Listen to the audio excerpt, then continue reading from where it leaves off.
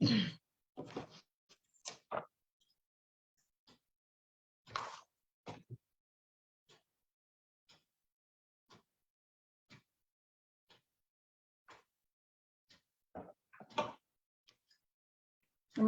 Good evening to all. आज के इस सत्र में आप सभी का स्वागत है। आज हम लोग डिस्कस करने वाले हैं, आज हमारा ये 6 सेशन है।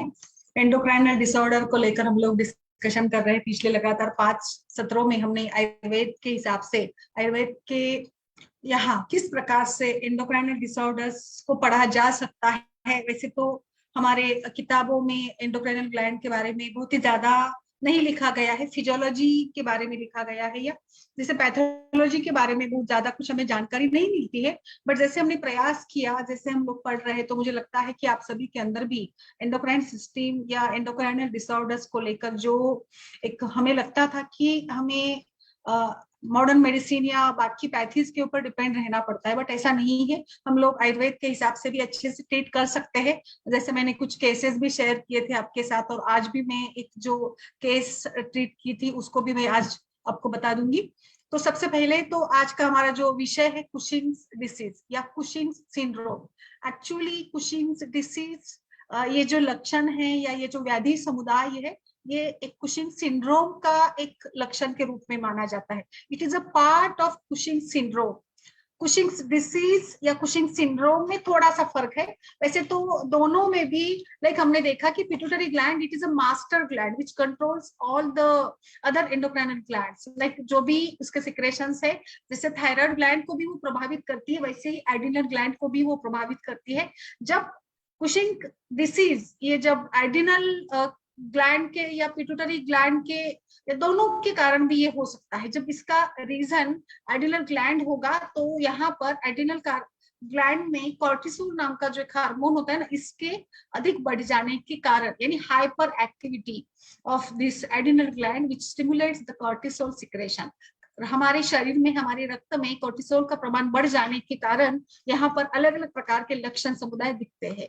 दूसरा कुशिंग डिसीज जो होता है, it is the origin of pituitary gland. पीयूषिका ग्रंथि के ओरिजिन के कारण, या जब पिट्यूटरी ग्लैंड में कोई गांठ बनती है या ट्यूमर बन जाता है, तो उसके कारण तो ये वहां पर हार्मोन होगा एसीटीएच। तो adrenocorticotrophic hormone ACTH itself controls the secretion of adrenal gland hormones, जैसे कल भी हमने देखा था। इसी प्रकार से ये दोनों, यानी कुशिंग्स डिसीज में 2 ओरिजिन हो सकते हैं। पिट्यूटरी ग्लैंड के ट्यूमर के कारण भी ये लक्षण समुदाय निर्माण होता है, और एड्रिनल में जो कोर्टिसोल हार्मोन है उसके बढ़ जाने के कारण भी ये लक्षण हमें दिखते हैं। सो बेसिकली इसमें 2 हार्मोन्स बढ़ जाते हैं, एक तो एसीटीएच और दूसरा कोर्टिसोल का प्रमाण। अभी आयुर्वेद में इसको क्या कहा जाता है? आयुर्वेद में आचार्य चरक ने जो अष्टोनिंदित अध्याय के बारे में जो बताया है, इसमें अति कुश, अति स्थूल, अति गौर, अति कृष्ण, अति लोम, अलोम वगैरह प्रकार के जो 8 निंदित पुरुष बताए गए ना, तो हम लोग काफी अच्छे तरीके से अष्टोनिंदित को एंडोक्राइनल डिसऑर्डर्स के साथ जोड़ सकते हैं या इसका कोरिलेशन कर सकते हैं। जैसे हम लोग पढ़ रहे हैं आज, जो मैं आपको पढ़ाऊंगी कुशिंग्स डिसीज, इसी में भी इसी प्रकार के सारे लक्षण दिखते हैं। ये ठीक है।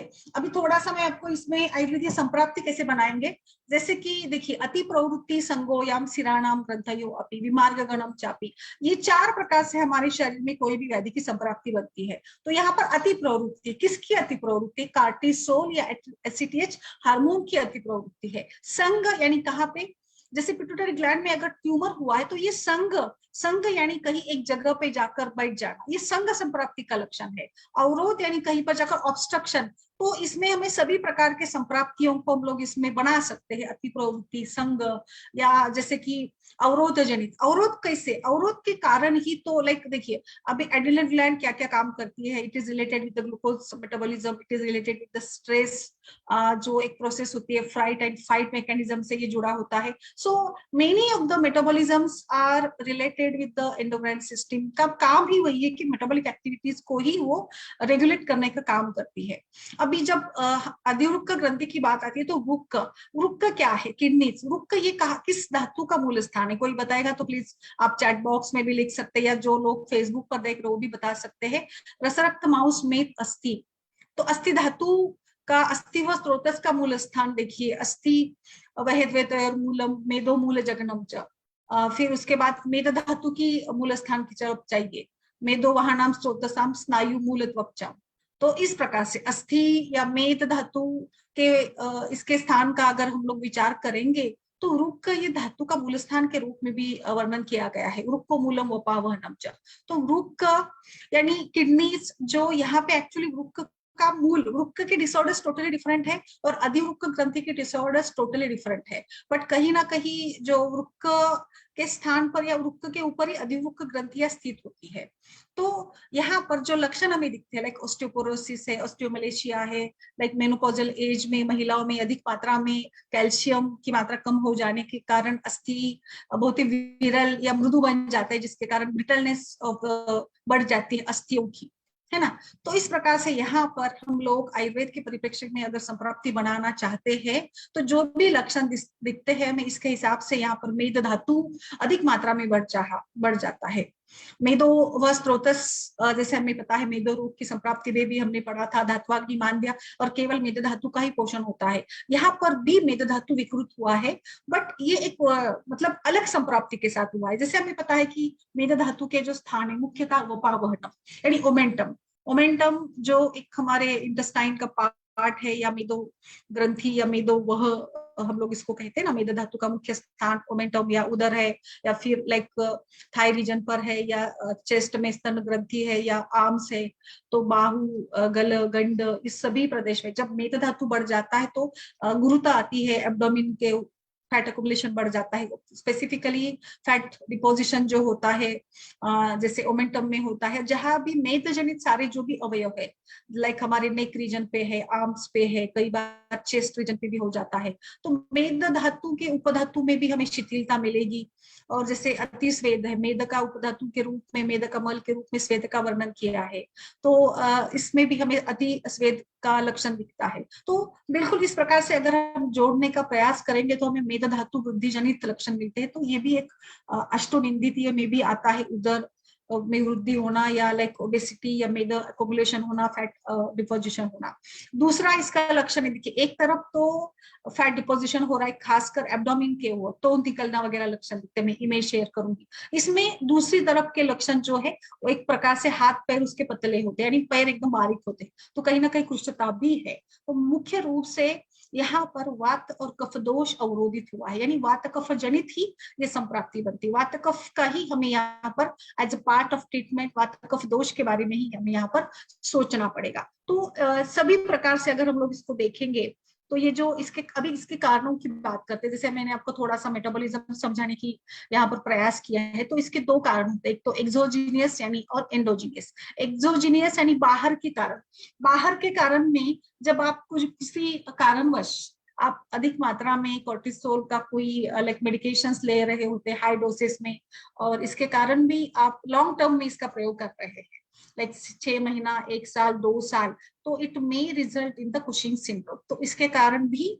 आपको कुशिंग सिंड्रोम का जो लक्षण है वो दिख सकता है। तो इसको हम लोग कहेंगे एक प्रकार से एक्सोजीनियस। एंडोजीनियस यानी अभ्यंतर कारण। अभ्यंतर कारण में जब आपके शरीर में जिस प्रकार से पैथोलॉजी बनेगी, जहां पर लाइक एक्सेस प्रोडक्शन होगा, अधिक मात्रा में एड्रिनल ग्लैंड और production of this cortisol hormone या एसीटीएच हार्मोन अधिक मात्रा में शरीर में बनेगा, भले वो भी जो भी कारण है, स्ट्रेस है, अल्कोहल है या अधिक मात्रा में एक्सर्शन है वगैरह वगैरह, जो भी कारण इसके हेतु होंगे उन सभी के कारण में, या कई बार पिट्यूटरी ग्लैंड के ट्यूमर के कारण, इंटरनल जो भी हमारे शरीर की लाइक कुछ भी जो भी कारण है, संप्राप्ति है, जो भी हेतु है, वो शरीर के अभ्यंतर हेतु जब होंगे इसको एंडोजीनियस कहा है। और बाह्य रूप से जब हम कार्टिसोल डायरेक्टली लेवल उसको बढ़ाने वाला जो भी मेडिसिन है उसको अगर हम लेते हैं तो इसको एक्सोजीनियस के नाम से बताया गया है, ठीक है। तो एंडोजीनियस में एक तो पिट्यूटरी ट्यूमर हो गया, दूसरा है कि कुछ लाइक एसीटीएच को स्टिमुलेट करने वाला, वहां पे भी कुछ रीजन लाइक ट्यूमर भी बच जा सकता है वहां पर भी, लाइक कई बारी कुछ प्राइमरी एड्रिनल ग्लैंड का डिसीज भी होता है, या फैमिलियल भी हो सकता है, यानी मतलब फैमिली में भी अगर हिस्ट्री है कुशिंग सिंड्रोम की तो भी ये हो सकता है। अभी इसके क्लिनिकल फीचर्स क्या है? क्लिनिकल फीचर्स बड़े ही मतलब बहुत ही सिग्निफिकेंट टाइप के हैं, लाइक मून फेस, यानी चेहरा एकदम बड़ा और गोल्ड राउंड टाइप वाला और एकदम थोड़ा सा फूला हुआ, ये इसमें दिखता है हमें। अभी जो एक ब्रेकडाउन होगा मसल प्रोटीन का, इसके चलते भी कई बारी जो फैट है वो अलग अलग लेवल पर डिस्ट्रीब्यूट होता है। इसका मुख्य जो डिस्ट्रीब्यूशन होगा फैट का वो एब्डोमेन के ओवर होगा। सो इसीलिए उनका जो बफेलो हम कहा है इसको मेडिकल टर्मिनोलॉजी में, मून फेस, बफेलो हम्प, ये इसके दो बड़े ही सिग्निफिकेंट टाइप के लक्षण हम लोग इसको बता सकते हैं। इसके साथ साथ लाइक कुछ उसकी जो चेहरे की स्किन होती है, इट इज लाइक कुछ फ्लैश्ड, या मतलब एक प्रकार से उभरी हुई या चिकनी चुपड़ी ऐसे बोलते हैं ना हम लोग, उस प्रकार से होगी। और इसमें कभी कभार कुछ स्ट्रेच मार्क्स भी दिखते हैं, लाल रेखाएं भी उभर कर आती है।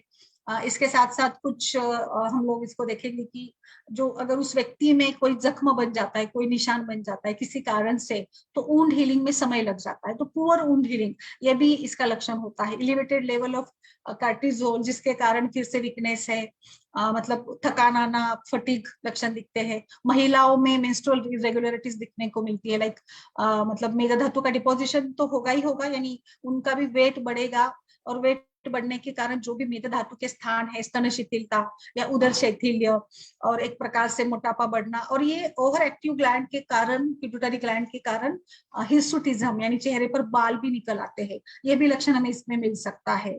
और कुछ कई बार मतलब इरेगुलरिटीज तो होती ही, बट जैसे आपने भी कई बारी केसेस बताई थी कि, और हम लोग हमेशा से इरेगुलर मेंस्ट्रुअल साइकिल में, या जब 6 महीने तक मेंसेस नहीं आते हैं, तो हम लोग टीएसएच प्रोफाइल या पूरा जो हार्मोन प्रोफाइल वो हम लोग कराना चाहते हैं, या करना ही चाहिए इस प्रकार से, बिल्कुल, है ना। तो इसको आप अभी ध्यान में रखिएगा कि बिल्कुल भी अगर मेंसेस नहीं आते हैं तो कहीं ना कहीं जाकर आपको इसके बारे में सोचना।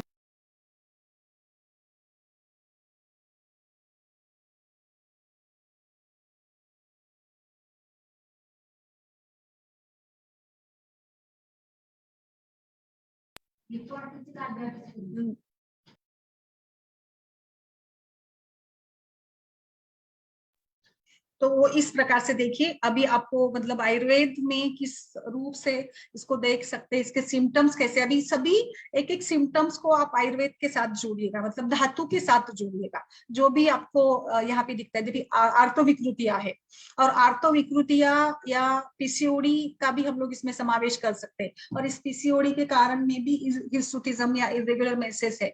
तो अगर 6 महीने या 3 महीने के ऊपर किसी व्यक्ति का मेंसेस नहीं आता है, किसी महिला का मेंसेस नहीं आता है, खासकर जब वो फर्टाइल एज में हो, मेनोपॉजल एज में नहीं हो, तो वहां पर जाकर आपको हार्मोनल जो टेस्ट है सभी कराने होंगे। पुरुषों में खासकर एक देखा गया है कि लो लिबिडो मतलब इसमें हो सकता है, या इम्पोर्टेंस, इनफर्टिलिटी होता है। डायग्नोसिस कैसे करना है इस मतलब कुशिंग सिंड्रोम का डायग्नोसिस कैसे करेंगे? डायग्नोसिस के लिए तो आपको सारे ब्लड टेस्ट कराएंगे हम लोग, यूरिन ब्लड टेस्ट रूटीनली जो भी सारे होते हैं। इसमें सलाइवा टेस्ट भी एक एडवाइस की गई है। लाइक मुझे लगता है कार्टिसोल लेवल जब नॉर्मल के पास, या वो अगर ज्यादा मात्रा में बढ़ जाता है, तो इस प्रकार से उसका परिणाम सलाइवा पे पर भी देखा गया है।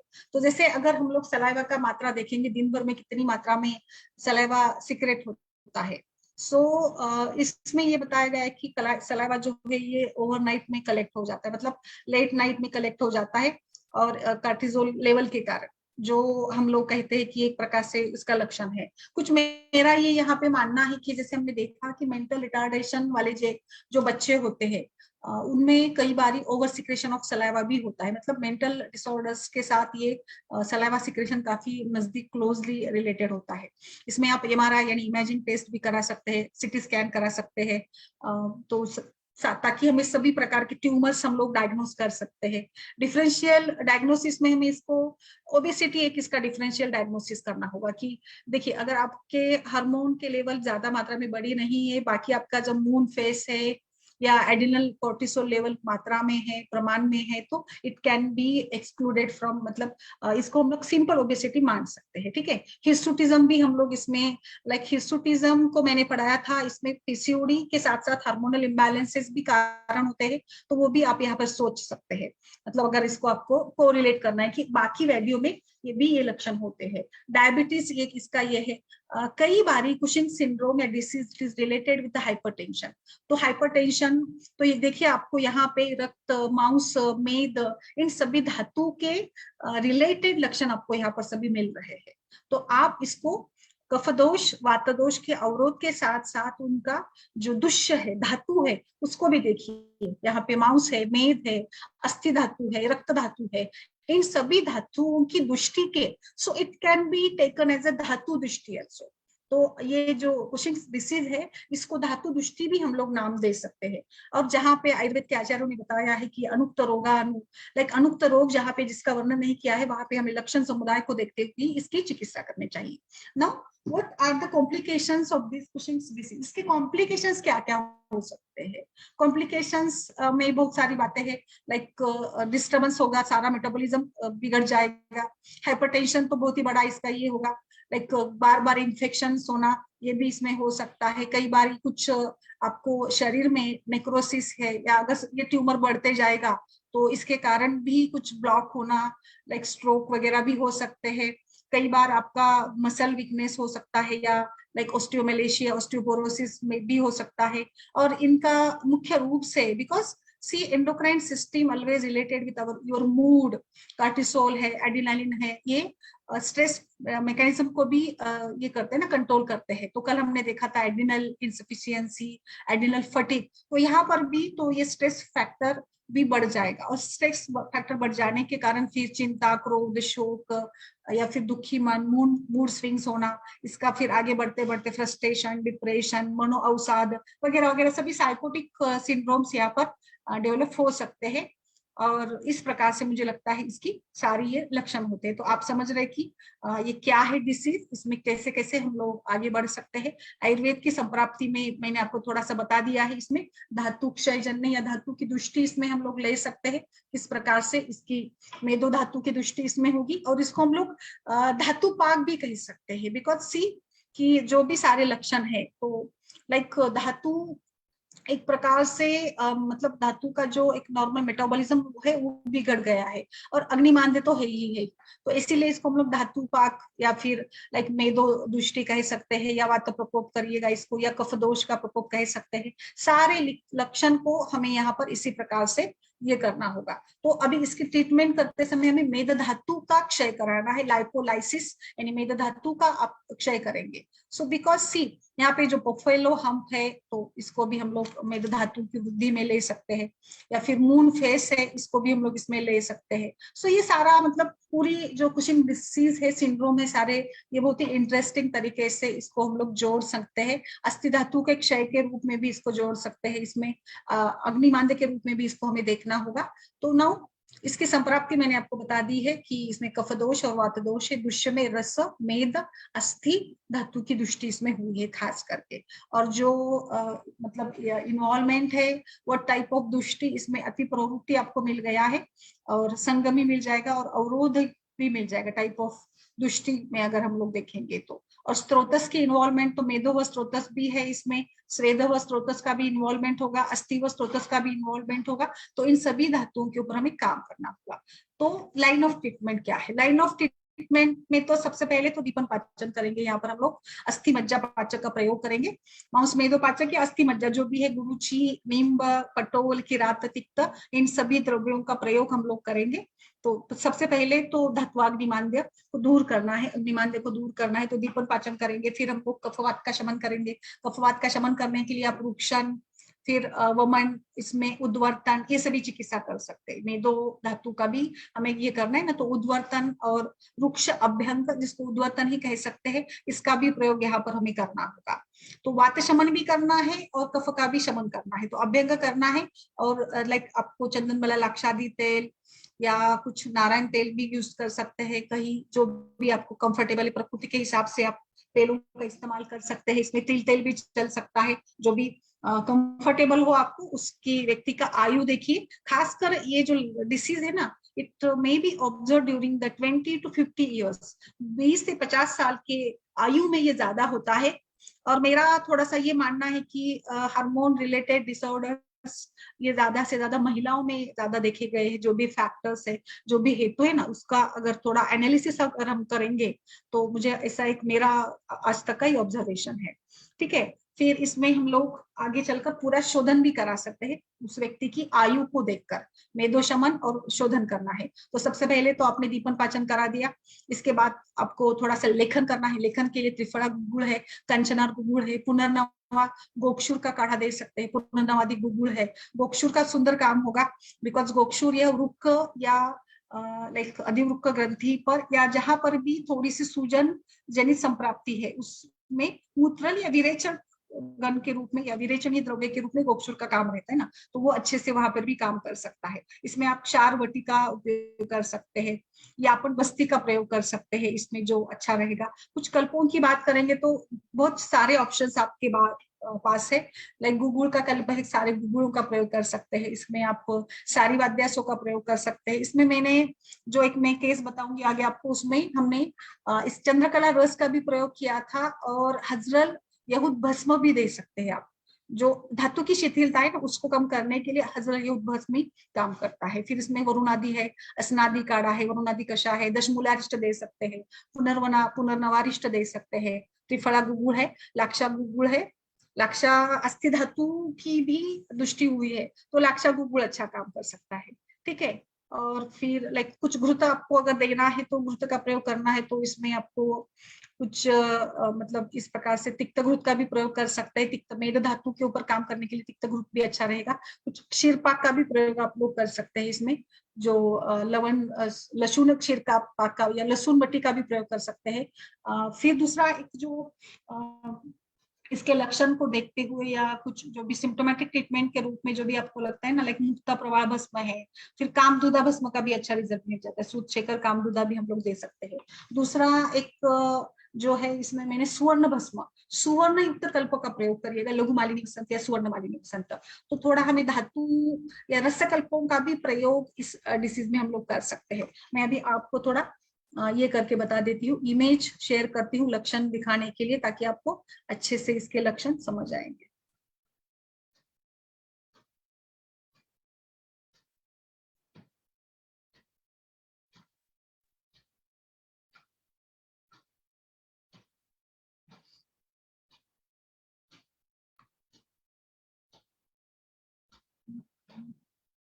ये देखिए, I hope is it visible. ये देखिए सारे लक्षण, आर यू गेटिंग उषा जी? सभी लोग, सभी वैद्य? यस मैम, दिखता है। या देखिए अभी सिम्टम्स आपको दिखते होंगे सारे। देखिए कैसे स्ट्रेच मार्क्स वगैरह डेवलप हो गए हैं, फैट पैड्स, बफेलो हम्प, यानी ये मुझे लगता है ना, बफेलो हम्प मैंने काफी सारे पेशेंट्स में देखा है। काफी सारे पेशेंट्स आपने भी देखे होंगे बफेलो हम्प के, देखे हैं, है ना? मतलब एक ऐसे ओल्ड एज में खासकर ये दिखता है, ऐसे पूरा जो ये होते हैं ना, वहां का जो बोन होता है ना, वो पूरा उभर कर निकल कर आता है, फैट पैड, नेक का बोन। एब्डोमिनल स्ट्रेच मार्क्स होते हैं, कुछ स्किन पे निशान बन जाते हैं, वुंड हीलिंग में समय लग जाता है, पेंडुलस एब्डोमिन।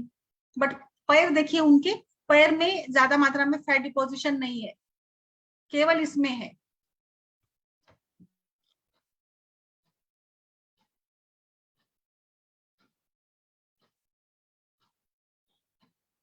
अभी ये देखिए, गाल भी ऐसे चिकने चुपड़े लाल कलर के, एक्ने भी आ सकते हैं, पिंपल्स, थिनिंग ऑफ हेयर्स, बाल पतले हो जाएंगे।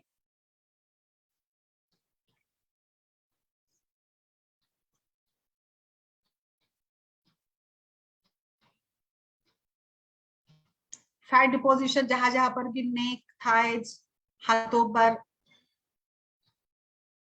वेट गेन खासकर। बट आर्म्स और लेग्स के आर्म जो है वो काफी पतले होते हैं। स्वेलिंग है, पैरों के ऊपर सूजन है। कई बारी लाइक ना ये ओस्टियोपोरोसिस इस प्रकार से डेवलप हो जाता है, इस प्रकार से बढ़ जाता है कि फ्रैक्चर्स भी होते हैं। खासकर इस इमेज में आपको दिखता होगा फ्रैक्चर्स किस प्रकार से होते हैं। पर्सनैलिटी टोटल चेंज हो जाती है, इरिटेबिलिटी, मूड चेंज होना, चिड़चिड़ापन वगैरह के भी लक्षण दिखते हैं। फ्लूइड रिटेंशन के कारण इडीमा, एक्सट्रीमिटीज थीन है, जैसे हम लोग बोलते हैं ना हाथ पैर तो काड़ी के जैसे है और पेट बढ़ गया है, फीमेल्स में ओमेनोरिया हिर्सुटिज्म। पर्पल ये निशान या मार्क्स भी दिखते हैं, स्टायास ओवर एब्डोमिन, एसिडिटी या जीआई डिस्टर्बेंसेस भी होते हैं। मेल्स में गायनाकोमास्टिया, हमने गायनाकोमास्टिया को भी पढ़ा था। देखिए अभी आपको एक एक ग्लैंड आप लोग पढ़ रहे हैं ना, तो आपको इंटरलिंक कैसे मिल रहा होगा इसमें, बहुत सुंदर तरीके से इंटरलिंकेज आपको मिल रही होगी। जो हमने पहले थायराइड ग्लैंड पढ़ी थी, परसों के दिन हमने गायनाकोमास्टिया पढ़ा था, तो ये इस प्रकार से यहाँ पर इसके लक्षण आपको दिखते हैं। Are you getting? So see, इस प्रकार से इसमें कई सारे कल्प है। सिंदूर तेल का अभ्यंग भी करा सकते हैं, अभ्यंग अगर आपको कराना होगा तो। हर्जली भस्म का मैंने आपको बताया। सुवर्ण का प्रयोग करिएगा, आरोग्यवर्धिनी। चंद्रकला रस अच्छा काम करेगा। सारीवा, द्राक्षादि कषाय, योशादि गुड़, गुरुचादि कषाय का भी रोल है। एक केस मैं बता देती हूँ आपको। एक केस थी, एक केस, उस फीमेल लेडी थी, 50 उसकी उम्र थी, मतलब मेनोपॉज तो नहीं हुआ था इसका। और कुछ हमने जो रिपोर्ट्स भी उसके कराए थे, तो ये लेवल बढ़ा था इसका। और बाकी तो लाइक जो रूटीन है, यूरिया वगैरह, यूरिक एसिड वगैरह, वो भी ठीक था।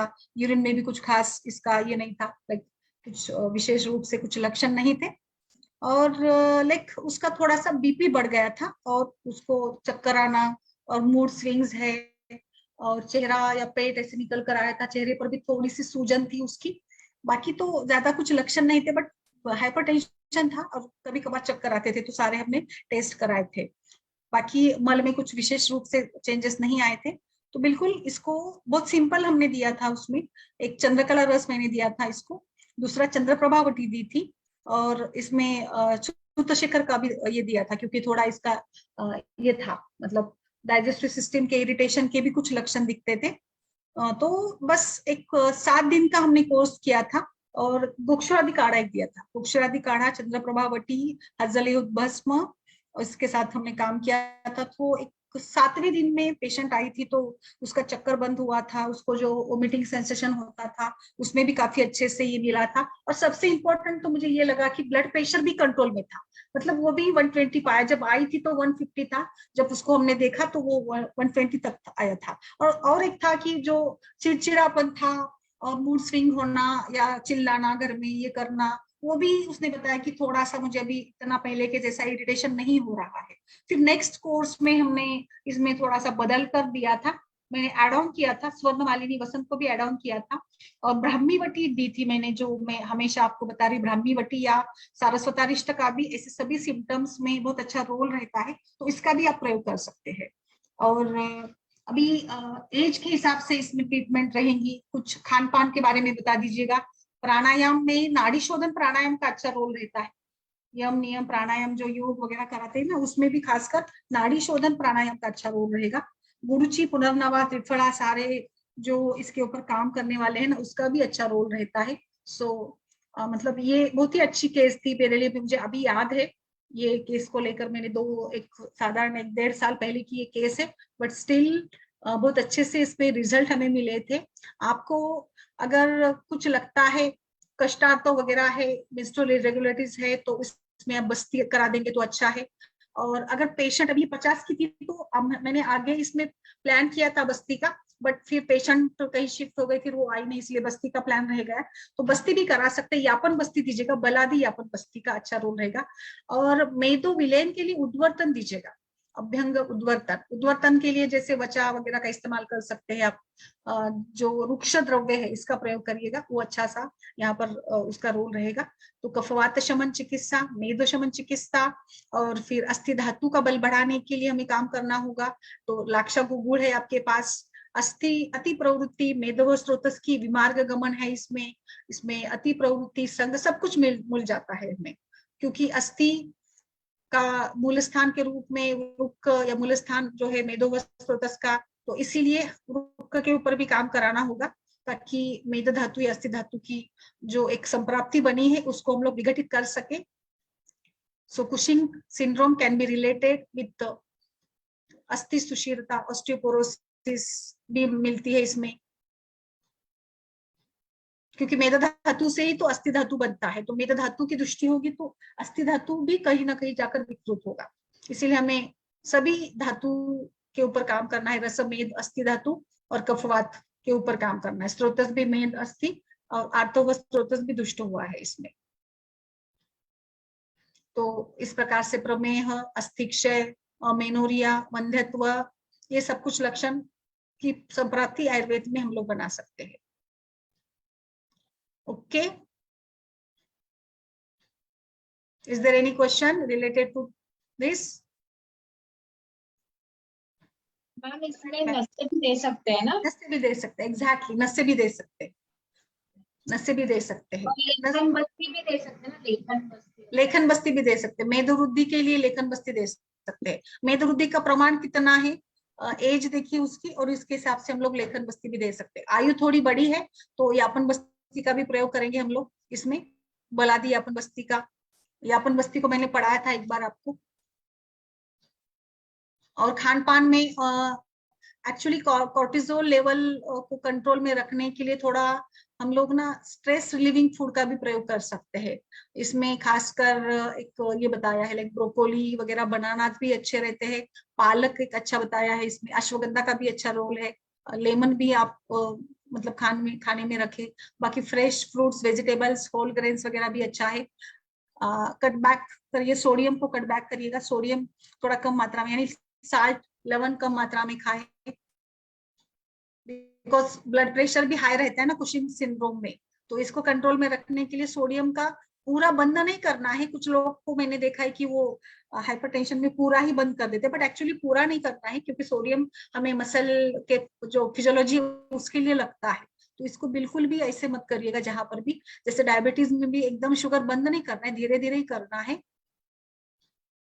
तो वेट गेन को कंट्रोल में रखने के लिए थोड़ा आप रुक्ष खान पान ये कर सकते हैं, ऑयल्स वगैरह कम ले, इसमें इससे भी अच्छा काम हो जाएगा।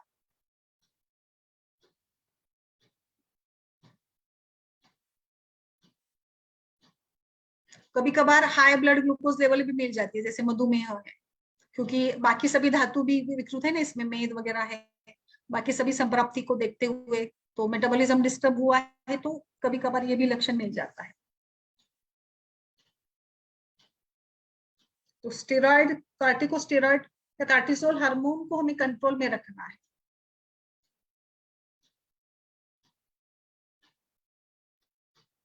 कोर्टिसोल टेस्ट करिएगा डायग्नोसिस के लिए।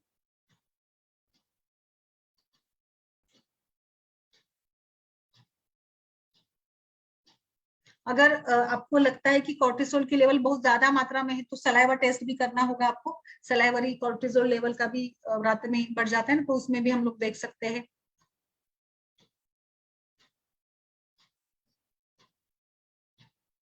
शुगर को देखिए, इसीलिए तो हमेशा कहा जाता है ना कि बीपी और शुगर किसी को नहीं होना चाहिए, ये हमारे सारे मेटाबॉलिज्म को बिगाड़ देते हैं। तो बोन्स के लिए आपको फिर जो विटामिन डी के सोर्सेस है इसका भी इस्तेमाल करिएगा। अगर आपको बहुत ज्यादा मात्रा में ये लग रहा है तो कुछ थोड़ा सा लूज करने का, weight, so see obesity is really एक मतलब क्या कहेंगे इसको, एक बड़ा ही ये है, मतलब उससे ना बहुत सारी ऐसी ये होती है शरीर में, अलग कुछ निर्माण होता है। तो इसीलिए वेट को कंट्रोल रखना बहुत ही इंपॉर्टेंट है। एटलीस्ट कुछ पैथोलॉजी शरीर में ना बढ़े, इसको भी आप देखिएगा।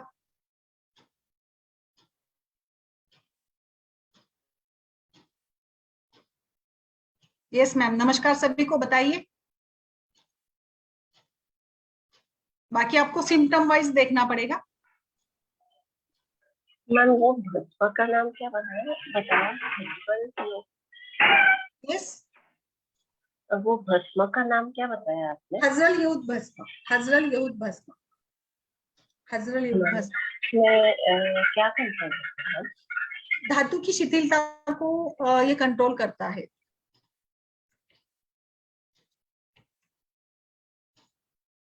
तो इसीलिए हम लोग धातु शिथिलता में इसको दे सकते हैं। इसमें कुछ जिंक की मात्रा भी होती है। एक्चुअली ये थोड़ा सा ना, जहां पर स्टोन की संप्राप्ति है, लाइक किडनी स्टोन या अश्मरी वगैरह में भी इसका अच्छा रोल रहता है इस भस्म का। तो वहां पे इसका प्रयोग किया जाता है। तो ये मूत्रल भी रहता है ना, इसीलिए यहाँ पर हमें देना है, मूत्र की मात्रा बढ़ाता है, इसके लिए हम लोग इसका प्रयोग कर सकते हैं। Actually it is a choice of drug for kidney stone.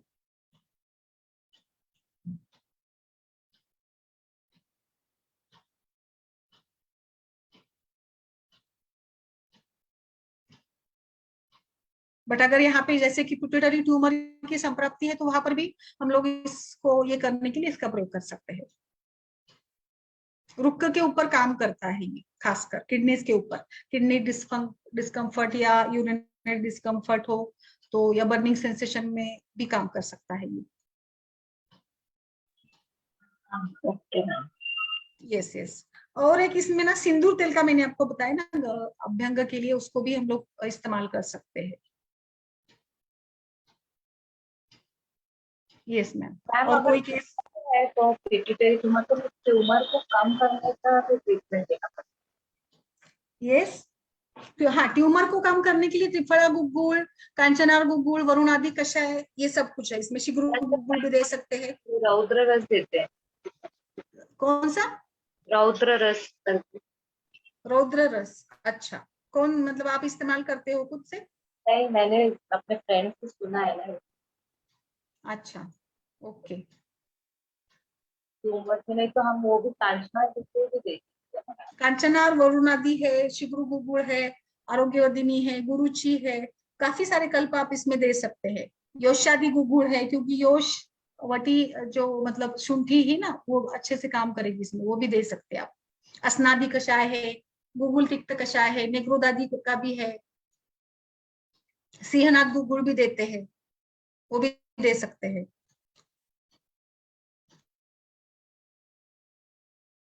तो मेडिसिन तो आपको ये सारे ही यूज करने हैं, जो मेघ धातु के ऊपर काम करते हैं ना, उसी प्रकार से मेडिसिन यूज करेंगे हम लोग। बट इसके साथ साथ थोड़ा मुझे लगता है ना, शोधन करेंगे तो जो अति प्रवृत्ति, ये सारी संप्राप्ति है ना, उसमें मदद हमें मिल जाती है ज्यादा से ज्यादा। Yes ma'am. उषा जी बताइए, बहुत दिनों के बाद। कृति, संपदा जी, गीता जी, तृप्ति जी। मैम आपने जो रिपोर्ट डाले ना गीता जी, वो मुझे एग्जैक्टली समझ ही नहीं आए। ये कब के है, क्या है, बताइए जरा डॉक्टर गीता।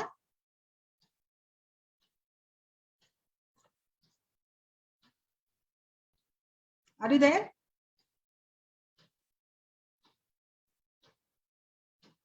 गीता जी। क्षार का भी अच्छा रोल रहता है इसमें, क्षार पर्पटी या क्षार भस्म भी दे सकते हैं। गीता जी आप है क्या?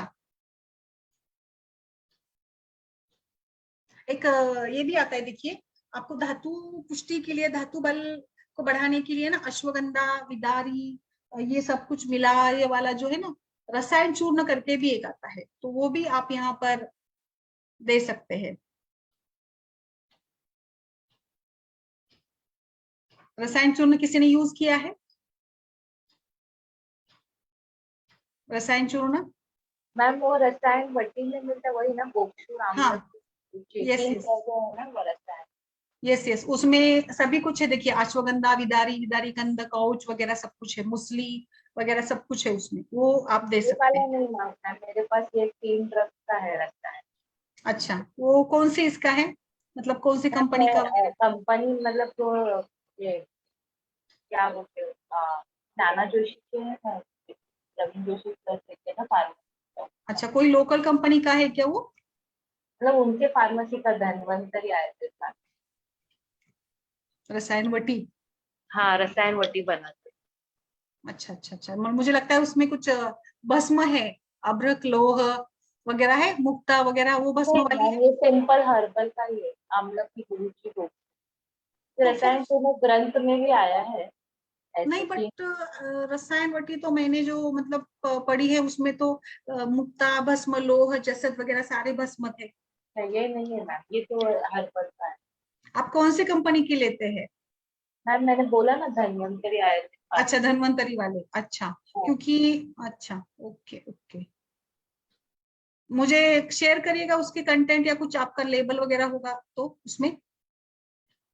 मैम वो लेबल मतलब कैसे लूज में मिलता है ना, वो देते हैं अच्छा ऐसा। अच्छा अच्छा हाँ, डिस्पेंसिंग के लिए मंगवाते हैं ना, तो वैसे अच्छा।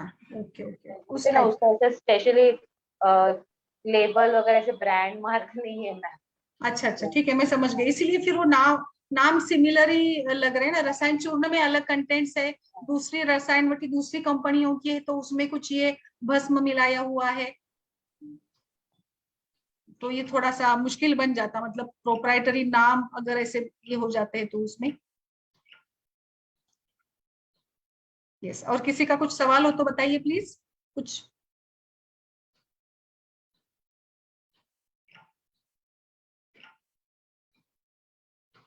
संपदा जी, अब बोली नहीं कुछ इसमें 4 दिन से, तो क्या हुआ? कुछ फॉलो अप बताइए, केसेस का कैसे चल रहा है?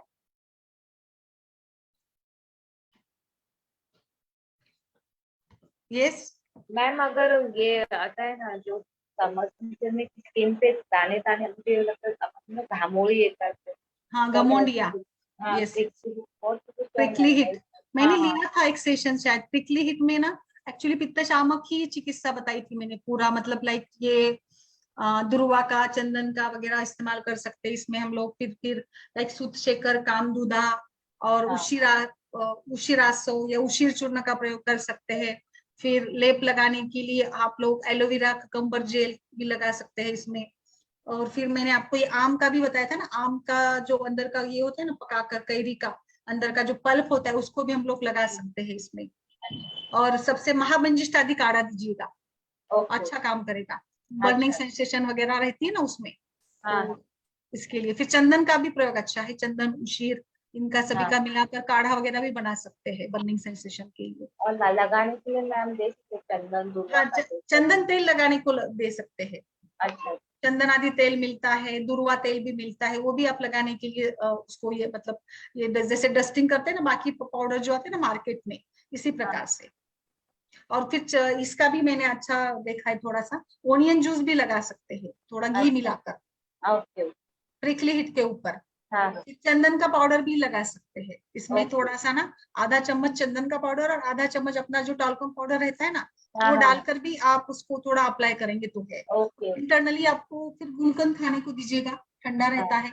हाँ। शिरा से प्रवाह पंचामृत, चंद्रकला रस, कुछ कामदुधा मुक्तिक, अगर बड़े व्यक्ति हो तो उसको इस प्रकार से दे सकते हैं। गुलाब जल लगाने को दे सकते हैं, हाँ ठीक मतलब ठंडा, ठंडा पड़ने के लिए, है। जो क्योंकि बर्निंग सेंसेशन ज्यादा रहता है ना इसमें, तो इसीलिए तेल से थोड़ा सा हल्का सा भी लगा देते ना तो बहुत अच्छा फर्क पड़ेगा इसमें। दुर्वा चंदन का अच्छा है, उशीर का। खस शरबत, लेमन जूस, ये भी है कुछ प्रिकली हिट के लिए। Thank you. और नींबू का, नीम के पत्तों का भी पेस्ट लगा सकते हैं आप, वो भी हाँ काम करेगा। हाँ, क्योंकि ये नीम मैंने पर बोला। त्वचा त्वचा के ऊपर अच्छा काम करता है ना, तो वो यूज करिएगा। और फिर दूसरा है अपना जो बेसन का आटा आता है ना, इसमें भी नीम का तेल डालकर उसको भी आप पेस्ट के रूप में लगा सकते हैं, वो भी काम करता है घमौड़ियों के लिए, वो भी अच्छा है। मैं तो मतलब मेरा तो ये मानना है कि घमौड़ियों के लिए ना ज्यादा कुछ लगाने की जरूरत नहीं। मैं तो आमतौर पर सभी को आम का ही बता देती हूँ। आम का जो पल्प होता है ना, कच्चे आम को पकाया हुआ जो शरबत बनाने के लिए हम लोग यूज करते हैं ना, उसको ही निकाल कर लगा दीजिएगा, आपको अच्छा रिजल्ट मिलेगा, बर्निंग भी कम होती है उससे। उषा जी नमस्कार, बहुत दिनों के बाद, कहाँ हैं? नमस्कार मैम, मैं हर रोज आती हूँ मगर मेरा नेट का इश्यू इतना रहता है तो आपको सुनती हूँ। अभी 4 बार मैं लेट हुई अरे हाँ हाँ थोड़ा हाँ। नेटवर्क का इश्यू, क्लिनिक में मेरा नेट नहीं पकड़ा था मैम, इसीलिए। अच्छा अच्छा हाँ अच्छा हाँ, अच्छा, ओके ओके तो ओके। आपको सुनती हूँ, फिर कभी मैं फेसबुक पे चली जाती हूँ फिर अच्छा अच्छा, ओके ओके, जी ठीक है, मैम। कोई बात नहीं। या ठीक है हाँ। ठीक है। ओके, और किसी को कुछ बताना हो तो बताइए, पूछिए, या फिर आज के लिए रुके। फिर कल के सत्र में कुछ और अलग से पढ़ते हैं हम लोग, कुछ काढ़ों के बारे में, कषाय की जो हमारी सीरीज चल रही है ना, अलग अलग कषाय के बारे में। कुछ आपका स्पेसिफिक डिमांड हो तो वो भी बताते जाइएगा। सारे हमारे जो भी फेसबुक पे दर्शक है, डॉक्टर प्रियंका जी, डॉक्टर सुवर्णा जी, डॉक्टर सोनम जी, आप, मैंने आपको लिंक शेयर कर दी है, आप वहां से उससे ज्वाइन हो सकते हैं अगर आप तो सभी से भी हमारा अनुरोध है, मैं रोज आपको कहती हूँ, इसी प्रकार से सुनीता पाल जी, सोनम रोहिला जी, मैंने लिंक शेयर की है, आप उस लिंक के साथ ज्वाइन कर सकते हैं। यस, तो आप आइए जरूर, आपका स्वागत रहेगा, क्योंकि आप हमेशा से देखती है तो डायरेक्ट ज्वाइन करेंगे तो सबके साथ मिलकर मतलब डिस्कशन कर सकते हैं आप सभी से। सो आज हमने देखा कुशिंग्स डिसीज, कुशिंग सिंड्रोम का ही एक पार्ट है जिसमें कॉर्टिसोल और एसीटीएच की मात्रा बढ़ जाती है और जिसके कारण जो भी सारे लक्षण समुदाय निर्माण होता है, तो उसको भी मैंने आपको इमेज के द्वारा बताने का प्रयास किया है। और आयुर्वेद सुंदर काम करता है, मतलब बहुत अच्छी तरीके से, आपने कभी बिलीव नहीं किया होगा, बट बहुत सारे केसेस आते हैं। बस अभी कैसे था कि हम लोग इतना उसको मतलब एक्सपोज नहीं कर सकते हैं, पेशेंट्स ज्यादा चाहते नहीं, इसलिए थोड़ा सा कभी कभार ये हो जाता है। कुछ गायनिक के केसेस भी रहते हैं बट वो भी एक्सपोज नहीं होना चाहते, इसलिए थोड़ी सी दिक्कत आती है। बट आप सभी से भी अनुरोध है कि कोई पेशेंट्स अगर हो, संपदा जी तो लाइव आना चाहते हो तो लाइए जरूर, तृप्ति जी, माधुरी जी, सभी लोग, तो मतलब थोड़ा और ज्यादा डिटेल में हम लोग हिस्ट्री लेकर अच्छे से संप्राप्ति बनाकर अच्छे से बता सकते हैं, है ना।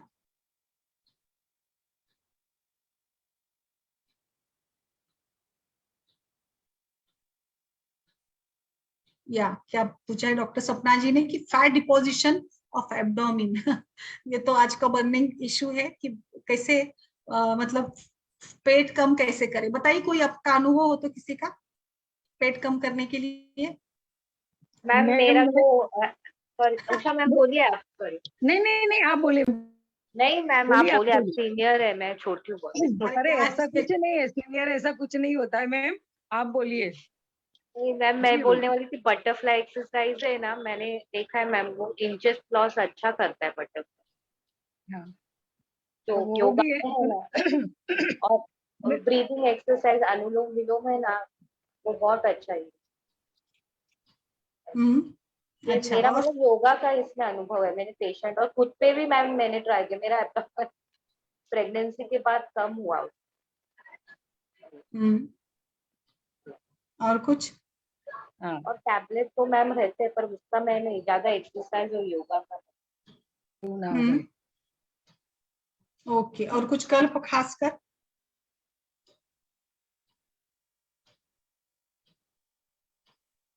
उषा जी बताइए, आप बताइए। हाँ, मैं इसमें बोलती हूँ कि मैं हमेशा वो स्मूदी बोलती हूँ ना, धनिया वाली। मैंने अभी एक लड़का है, 15 साल का लड़का, और उसका 90 kg वेट था। मैंने हम्म, उसको सिर्फ कुछ नहीं दिया है, सिर्फ वो मैं बोलती हूँ ना स्मूदी, धनिया, फिर आधा हाँ मैम एप्पल। आपने बोला है ये। मैम ये बताऊं, 15 दिन में उसका 3 kg वेट कम हुआ। मैंने कोई मेदोहर कुछ भी नहीं दिया है, सिर्फ आप आम पाचन मेरे पास आया था हेयर के लिए, वो उसका वाइट हेयर हो रहा था। मैंने बोला पहले तुम अपना वेट पहले कम करो, इतनी छोटी एज में इतना ज्यादा वेट तो ठीक नहीं है। इस बार आप परसों ही आया था, इतना अच्छा उसका पेट बहुत कम हो गया है।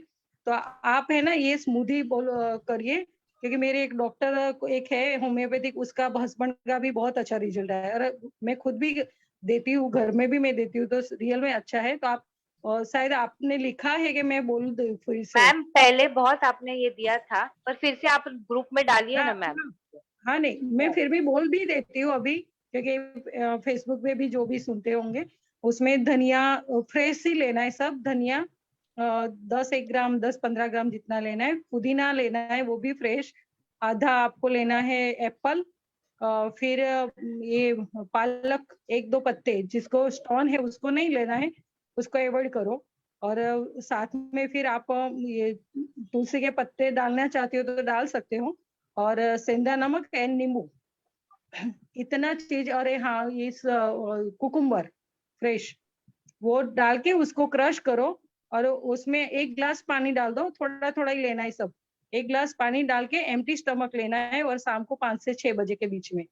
मैम बहुत ही अच्छा रिजल्ट आता है। और आपको पेशेंट को ऐसा है ना, तो आम पाचन बटी दे दो साथ में, तो उसका वो खाने के बीच में देना है, तो बहुत ही अच्छा रिजल्ट आएगा इससे। मेदोहर गूगल वगैरह का किसने यूज किया है क्या, मेदोहर गूगल, त्रिफला गूगल। मैंने किया है त्रिफला, मेदोहर, नवक गुगुल किया है।